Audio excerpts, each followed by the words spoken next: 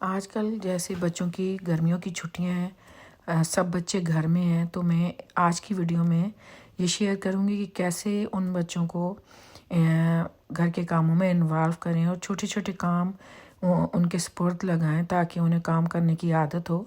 यहीं से उनके फ्यूचर में प्रैक्टिकल लाइफ में एंटर होने की इब्तदा होती है। और साथ ही मैं मंडे की प्रोडक्टिव रूटीन भी आप लोगों के साथ शेयर करने वाली हूँ। अस्सलाम वालेकुम व्यूअर्स, उम्मीद है आप सब लोग ठीक ठाक होंगे। मैं भी अल्लाह का शुक्र है बिल्कुल ठीक ठाक हूँ।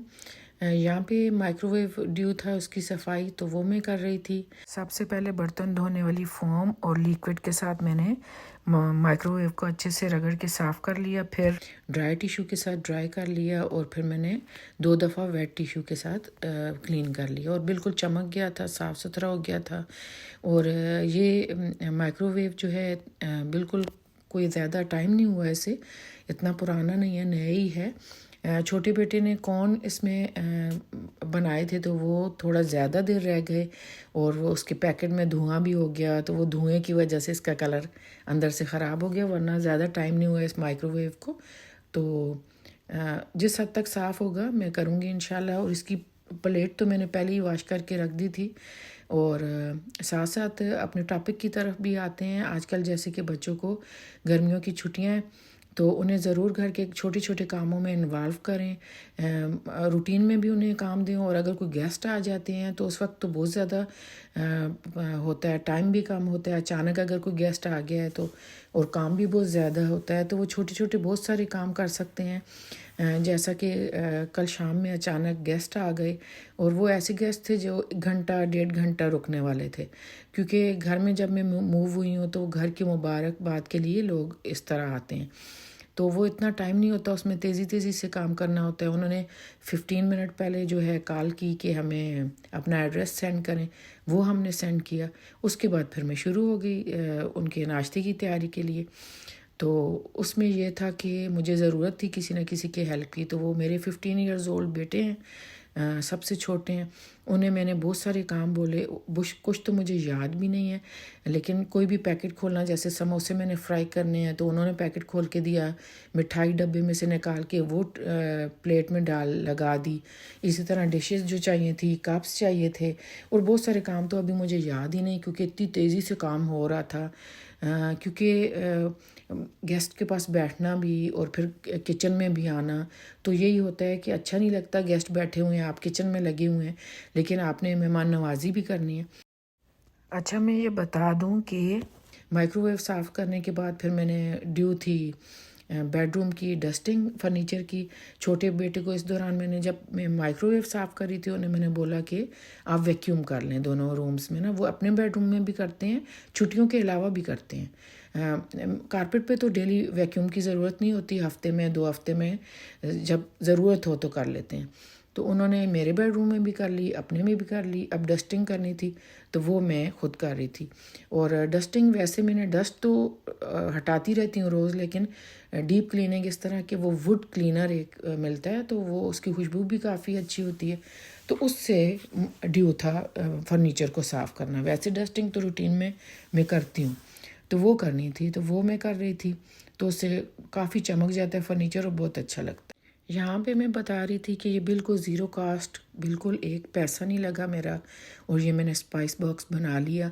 ये एक मीठा आता है यहाँ, तो वो उससे मैंने खाली करके, जब वो ख़त्म हो गया तो मैंने वॉश किया, ड्राई किया। और साथ ही सॉसेज आती थी, बाहर से फूड लें या पिज़्ज़ा जैसे आता है उसके साथ रेंच वगैरह आती है, तो वो उसकी जो बोल्स हैं छोटे छोटे, ये मैंने स्टोर किए हुए थे, काफ़ी सारे मेरे इकट्ठे हो गए थे।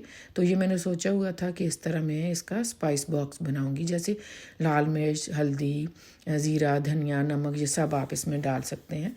तो ये इस तरह मैंने बना लिया था। तो ये इस तरह आप भी कर सकते हैं, कुछ इस तरह के बोल आएँ तो उन्हें ज़ाया नहीं करें, उसे वॉश करके ड्राई करके इस तरह आप स्पाइस बॉक्स बना सकते हैं। तो अभी मैं कंटिन्यू करती हूँ अपनी बात को। तो इस तरह मुझे इतनी ज़्यादा हेल्प मिली छोटे बच्चों के साथ। काफ़ी आप अगर उनसे इस तरह हेल्प कराएं, उन्हें छोटे छोटे काम दें, आपको काफ़ी आराम मिलेगा, हेल्प मिलेगी, टायर्ड भी एक्स्ट्रा नहीं आप होंगे, और बच्चे इंडिपेंडेंट होंगे, वो सीखेंगे। इसी तरह उनकी प्रैक्टिकल लाइफ की इब्तिदा होती है और उन्हें भी बहुत ज़्यादा फ़ायदा होता है। और यहाँ पे मैं वेजिटेबल दिखा रही थी, टमाटर 1-2 लाल हो गए थे तो मैंने अभी तोड़ना भी था, लेकिन मैंने सोचा कि पहले आप लोगों को दिखा दूँ। भिंडियाँ मैंने काफ़ी सारी पहले तोड़ी भी थी, वो अभी पड़ी हुई हैं। अभी 2-4 और जो हैं होने वाली हैं, कल तक वो भी तोड़ूंगी और फिर इकट्ठी बना लूँ, क्योंकि बहुत थोड़ी सी भिंडियाँ बनाने को कोई फ़ायदा नहीं है। मैंने कहा थोड़ी सी और हों तो कुछ तो, एक प्लेट तो बने ना। तो अभी ये तकरीबन 12 पौधे हैं भिंडी के, लेकिन कुछ पौधे जो है वो देर से ग्रो हुए और कुछ जल्दी हुए। उस चक्कर में भिंडियाँ सारे पौधों पे अभी नहीं आई, अभी आस्ता आस्ता आ रही हैं। जब सब पौधों पे आएंगी तो फिर छोटी हांडी तो आराम से बन ही जाएगी। तो बच्चे इतना ज़्यादा सब नहीं खाते भिंडी, मुझे ज़्यादा पसंद है और मेरे हस्बैंड को, तो हमारे लिए काफ़ी हो जाएगी। ये दिखा रही थी मैं, भिंडियाँ लगी हुई हैं, ये 1-2 दिन में मैं तोड़ लूँगी। और कुछ जो है मैंने तोड़ के फ्रिज में रखी हुई हैं। इसी तरह 2 बैंगन के पौधे हैं, शिमला मिर्च के, अभी उनके साथ कोई सब्ज़ी वगैरह नहीं लगी। तुरई काफ़ी बड़ी हो गई है, ये ट्रेलिस इसे कहते हैं, वो मैं लाई थी, इस पर मैंने चढ़ा दी तुरई की बेल, तो अभी लगी नहीं है तुरई, तो आराम से जो है इस पर लगेगी। नीचे जब तुरई पड़ी रहे ना तो वो वेजिटेबल ख़राब होने लगती है, लेकिन आप बेल को लटका देते हैं और वो तुरई भी ऐसे लटकी हुई नज़र भी आएगी, आराम से आप तोड़ सकते हैं। तो ये सामने जो है दरम्यान में शिमला मिर्च का पौधा है और दोनों साइडों पे बैंगन के पौधे हैं। ये भी तुरई की बेल है और तकरीबन 4 हैं। 2 तरह की तुरई के मैंने बीज डाले थे, अब निकलेगी तो पता चलेगा। ये खीरा निकला है एक, पहले काफ़ी मैं तोड़ चुकी हूँ, अभी 2-3 छोटे और भी निकल रहे हैं। ये 1-2 दिन में तोड़ने के काबिल हो जाएगा। टमाटर भी अब आहिस्ता आहिस्ता रेड हो रहे हैं और मौसम इतना प्यारा हो रहा था। पहले तो गर्मी थी, फिर एकदम से बादल आ गए और हवा चलने लग पड़ी। अभी मैं दिखाऊंगी आप लोगों को दरख्त भी। तो हमारे करीब ही एरिया है जहाँ बारिश हो रही थी, हमारे यहाँ नहीं हो रही थी।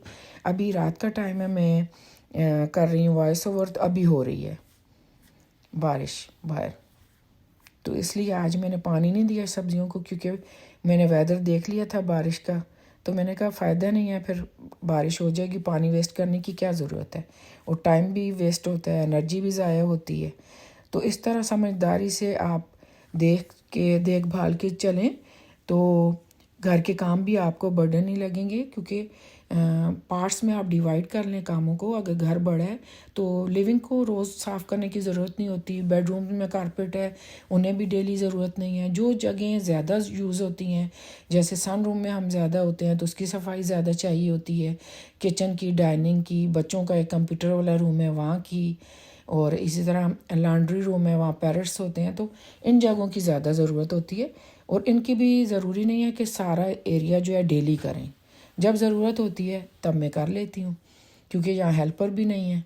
तो ऐसे तरीके से चलना है कि एनर्जी भी रहे, थकावट भी ना हो और घर गंदा भी ना हो, और डीप क्लीनिंग की भी ज़रूरत ना हो। और बाथरूम के काम तो मैं थोड़े थोड़े करती रहती हूँ। जैसे मैंने मिरर जो है काफ़ी बड़ा है एक बाथरूम का, वो ड्यू था, बाथरूम साफ़ था, तो वो से मैंने साफ़ कर लिया। तो मैं पार्ट्स में करती रहती हूँ वाशरूम को साफ़, डीप क्लीनिंग की ज़्यादा ज़रूरत नहीं पड़ती। उसके ड्रार वगैरह जो कैबिनेट हैं वो अलग किसी डे में कर लें, लेकिन वो डेली तो नहीं होते ना, रूटीन में तो बाकी वाशरूम ही साफ़ होता है। तो इस तरीके से आप चलेंगे तो आपको थकावट भी फील नहीं होगी, फ्रेश रहेंगे, आपके काम भी होंगे, एक ज़हनी सुकून होगा, खुशी होगी, और फैमिली को भी घर साफ़ सुथरा अच्छा लगता है, हर किसी को अच्छा लगता है। और वैसे भी जो है सफाई बहुत ज़रूरी है, अपने आप की सफाई, घर की सफाई, अपने आप की भी सफाई का ख्याल रखें, साफ़ सुथरे कपड़े पहन लें, शावर कर लें। अभी आखिर में मेरी एक ही रिक्वेस्ट है आप लोगों से कि वीडियो देखते देखते आप यहाँ तक आ चुके हैं तो प्लीज़ मेरी वीडियो को लाइक, सब्सक्राइब और शेयर कर दीजिए। Thank you so much. अल्लाह हाफिज़।